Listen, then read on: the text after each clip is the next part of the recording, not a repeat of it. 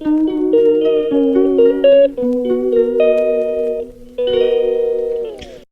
Hello నమస్తే, welcome back to పాన్యాస్ kitchen. ఎలా ఉన్నారండి మీరందరూ? నేనైతే బాగున్నాను. మీరందరూ కూడా బాగుండాలని కోరుకుంటున్నాను అనమాట. మీ అందరికీ చాలా చాలా పెద్ద థ్యాంక్స్ అండి. ఎందుకంటే మన ఛానల్ని ఇంతగా సపోర్ట్ చేసి ఒక 1000 మెంబర్స్కి రీచ్ అయ్యేటట్టు చేస్తున్నందుకు మీ అందరికీ నా తరపున చాలా పెద్ద థ్యాంక్స్. నేను రీసెంట్గా అమ్మ వాళ్ళ ఇంటికి వెళ్ళినప్పుడు అయితే సమ్మర్లో ఇలా అప్పటికప్పుడు వెదర్ చేంజ్ అయిపోయిందనమాట. కానీ పల్లెటూరు వాతావరణమే వేరు కదా. సమ్మర్లో ఇంత ఎండలకి ఎంత ఏసీ వేసుకున్నా, ఫ్యాన్లు వేసుకున్నా కానీ అసలు అంత గాలి ఉండదు. మేము మార్నింగ్ వెళ్ళి ఈవినింగ్ రావటానికి అయితే వెళ్ళామన్నమాట. ఆ టైంలో ఇలా వెదర్ చేంజ్ అవ్వటం వల్ల మా పాప చూడండి ఎంత యాక్టివ్గా ఆడుతుందన్నమాట. కానీ సిటీస్లో ఉన్న క్లైమేట్ వేరు, పల్లెటూరులో ఉన్న క్లైమేట్ అయితే వేరు కదండి.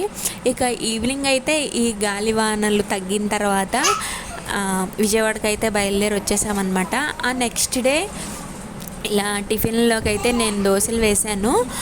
ఇక ఛానల్ గురించి చెప్పాలంటే ఛానల్ స్టార్ట్ చేసి కూడా 1 ఇయర్ అవుతుంది. కానీ 1 ఇయర్లో ఇంతమంది వస్తారా అని అనుకోలేదు. జస్ట్ ట్రై చేద్దాము అని అనుకున్నాను అనమాట.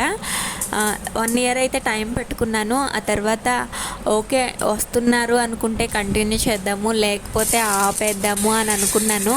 కానీ నిజంగా 1000 సబ్స్క్రైబర్స్, 4000 వాచ్ అవర్స్ వస్తాయా అని అనుకున్నాను. మనం హార్డ్ వర్క్ చేయకపోతే ఏది రాదు అని ఈ ఛానల్ పెట్టిన తర్వాత అయితే గుర్తొచ్చిందనమాట. చాలా తేలిక యూట్యూబ్ ఛానల్ క్రియేట్ చేసి వీడియోసే కదా అప్లోడ్ చేసేది అని అనుకున్నాను.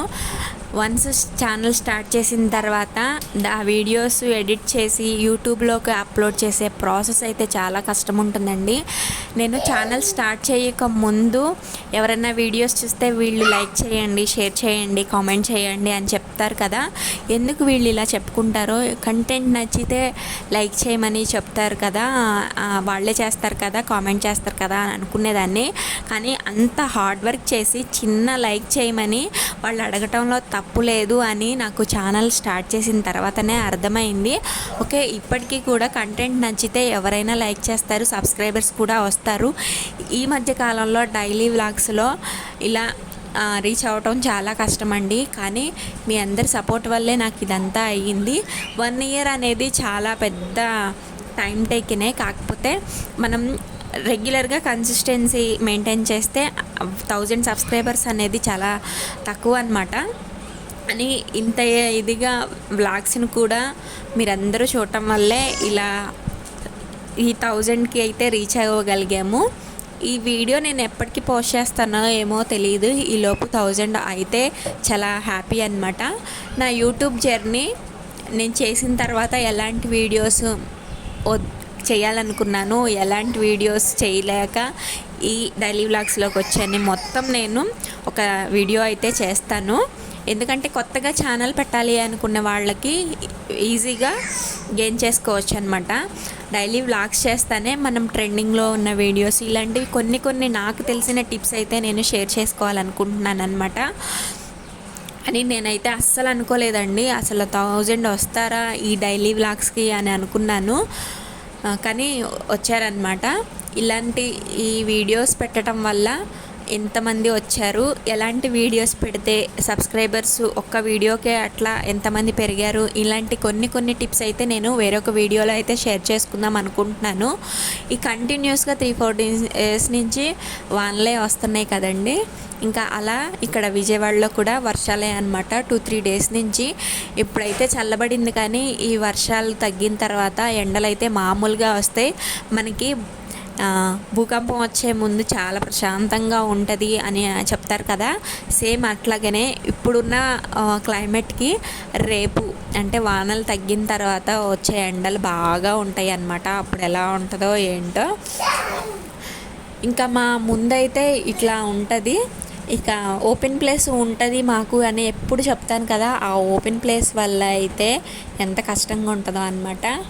ఇలాంటి మళ్ళీ ఈ క్లీన్ చేసుకోవాలి, ఇటు విండు వచ్చే దుమ్ము మట్టి ఇదంతా క్లీన్ చేసుకోవడమేనమాట. మస్తు పని అయితే ఉంటుంది.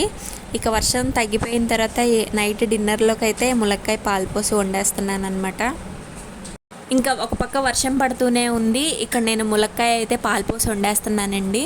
ఇది చాలామంది తెలిసే ఉంటుంది, అలాగే చాలామందికి తెలియని కూడా తెలియదు అనమాట.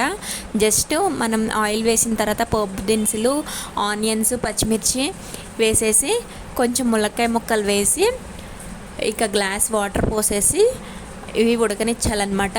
ఎక్కువ వాటర్లో ఉడకనిచ్చే కంటే కొంచెం వాటర్ పోసి ఉడకనిచ్చి ఆ తర్వాత ధనియాల పొడి, పసుపు, ఉప్పు, కారం వేసి ఆ తర్వాత పాలు పోసి ఉడకనిచ్చామనుకోండి, గ్రేవీ అనేది దగ్గర పడుతుంది కదా. ఆ తర్వాత స్టవ్ ఆఫ్ చేసుకోవాలన్నమాట. చాలా బాగుంటుందండి.